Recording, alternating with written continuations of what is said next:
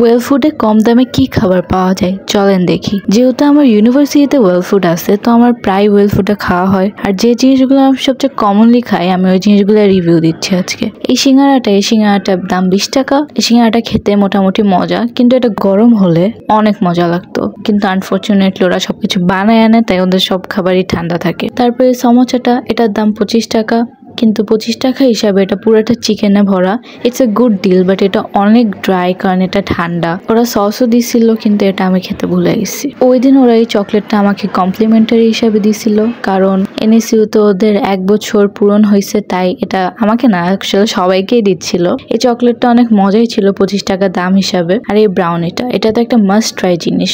ওদের যদি একটা জিনিস ট্রাই করতে হয়, বলবে ব্রাউনিটা ট্রাই করেন। এটা 90 টাকা হিসাবে এটা অনেক মজা। এটা 2 লেয়ারের চকলেট থাকে, পিস্তাশিও থাকে, পুরা ডার্ক চকলেট গানাশ দেয়। মজা, এটা আপনারা অবশ্যই ট্রাই করবেন। আর আমি যে প্রাইসগুলো বলছি, ওগুলো কিন্তু আমার ইউনিভার্সিটির প্রাইস ছিল। বাইরে হয়তো একটু 10 টাকা বেশি হতে পারে, কারণ আমার ইউনিভার্সিটি একটু কম দাম। আশা করি ভিডিওটা ভালো লাগছে। লাগলে আমার চ্যানেলটা ফলো করতে পারেন। আল্লাহ হাফেজ।